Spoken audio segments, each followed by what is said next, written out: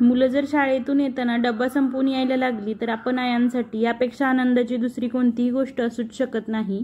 नमस्कार मंडळी, मी प्रियंका घरमळकर, स्वागत आहे तुमचं माझ्या यूट्यूब चॅनलमध्ये। आज आपण अशीच एक यम्मी रेसिपी बघणार आहोत। तुम्ही सुद्धा तुमच्या मुलांसाठी जर बनवले तर मुलं डब्बा संपवून नक्कीच घरी येतील एवढी खात्री आहे। इथे मी एकच स्टफिंग वापरून दोन वेगळे पदार्थ बनवलेले आहेत। छान असे गुबगुबीत पराठे सुद्धा बनवलेले आहेत, त्यामुळे व्हिडिओ शेवटपर्यंत नक्की पहा। चला तर मग सुरुवात करूया। इथे मी 3 मीडियम साइजचे बटाटे छान उकडून घेतले, त्याची साल काढून घेतली आणि हे बटाटे बारीक किसणीने किसून घेतले। तुम्ही हवं तर मॅश करून घेतले तरी सुद्धा चालेल। त्यानंतर यामध्ये चवीनुसार मीठ घालून घ्यायचं। 1 चमचाभर लाल तिखट घालायचं, किंवा लाल तिखट तुम्ही तुमच्या आवडीनुसार किंवा चवीनुसार कमी जास्त करू शकता। यामध्येच 1 चमचाभर धने पावडर घालायची, अगदी पाव चमचा हळद घालायची आणि 1 चमचाभर गरम मसाला पावडर घालायची। गरम मसाला नक्की घाला, त्यामुळे या पराठ्यांना चव चांगली येते। आणि हे चांगलं मिक्स करून घ्यायचं। चमच्याने मिक्स होत नव्हतं म्हणून मी नंतर हाताने मिक्स केलं। माझ्या मुलाला म्हटलं मी आलू पराठा बनवून देते, तर तो बोलला सारखे पराठेच काय बनवती, काहीतरी वेगळं बनव। आता मी बटाटे तर उकडले होते, ठीक आहे म्हटलं, आज काहीतरी तुला वेगळंच बनवून देते। स्टफिंग तर तेच बनवलं होतं, पण त्या स्टफिंग पासून एक मस्त असा चमचमीत क्रिस्पी पदार्थ मी बनवला। त्याला एवढा आवडला की तो सगळा टिफिन संपवून आला। घरी आल्यावरती सुद्धा त्याने अजून आहे का हे विचारलं होतं। अशा प्रकारे स्टफिंग आपली इथं रेडी आहे। तुम्ही हवं तर हे जे स्टफिंग आहे ते आदल्या दिवशी बनवून फ्रीजमध्ये ठेवून दिलं तरी सुद्धा चालेल। बनवण्याच्या अगोदर एक अर्धाभर तास फ्रीजमधून बाहेर काढायचं आणि नंतर यापासून पदार्थ बनवायला घ्यायचा। मी इथे छान अशी मऊसूत कणिक मळून घेतलेली आहे। ही कणिक गव्हाच्या पिठाचीच आहे।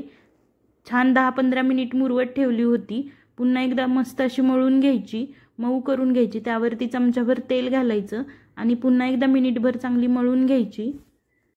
अशा प्रकारे मऊसूत मळलेली कणिक आपली तयार आहे। स्टफिंग सुद्धा रेडी आहे। चला आता छान असा यापासून एक पदार्थ बनवूयात।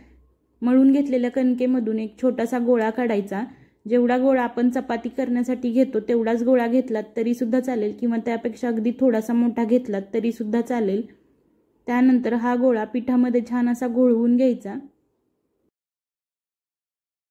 आता या गोळ्यापासून आपल्याला छान अशी एकदम पातळ जशी चपाती लाटतो तशी चपाती लाटून घ्यायची आहे। याला कुठेही घडी घालायची नाही। घडी न घालता एकसारखी सगळी चपाती लाटून घ्यायची आहे।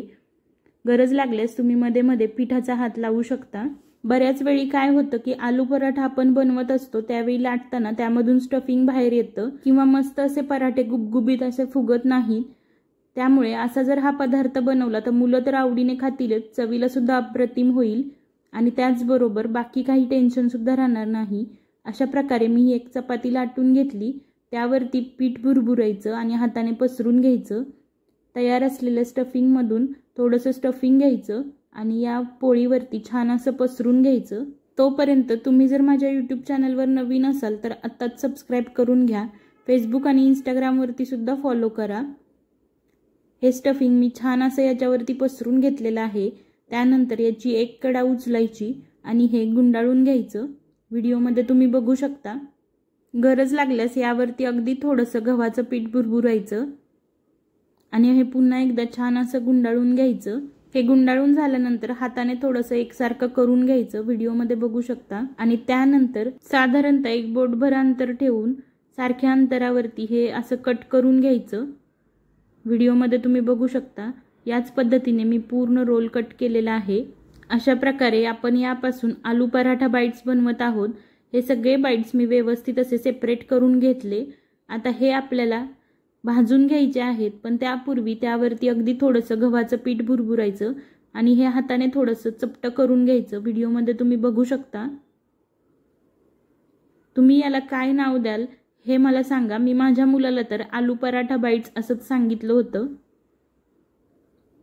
बघू शकता। थोडासा पिठाचा हात लावून हे असं चपटं करून घ्यायचं, किंवा तुम्ही तेलाचा हात लावू शकता। याच पद्धतीने मी उरलेलेही आलू पराठा बाईट्स बनवून घेतले आणि एका प्लेटमध्ये काढून घेतले। दुसरीकडे गॅसवरती तवा गरम करायला ठेवलेला होता। या तव्यावरती तेल घालून घ्यायचं। तुम्ही हवं तर तूप किंवा बटर सुद्धा वापरू शकता। बनवून घेतलेले आलू पराठा बाईट्स या गरम असलेल्या तव्यावरती घालून घ्यायचे। एका वेळी 4 ते 5 तुम्ही घालून भाजू शकता। त्यानंतर दोन्ही साईडने छान असे क्रिस्पी होईपर्यंत भाजून घ्यायचे। सुरुवातीला गॅसची फ्लेम मध्यम ठेवायची, त्यानंतर दोन्ही साईडने छान असा याला गोल्डन ब्राऊन कलर आल्यानंतर गॅसची फ्लेम एकदम मंद करायची आणि क्रिस्पी होईपर्यंत हे भाजून घ्यायचे। व्हिडिओमध्ये तुम्ही बघू शकता। अशा प्रकारे आलू पराठा बाईट्स जर तुम्ही बनवले तर मुलं तर आवडीने खातीलच, डब्बासुद्धा नक्कीच संपवून येतील। पण आलू पराठा बनवताना जे आपल्याला नेहमी टेन्शन असतं ना की पराठे फुगत नाहीत किंवा लाटताना मध्येच फाटले जातात, ते अजिबात राहत नाही। अशा प्रकारे मी या बाईट्स भाजून घेतल्या।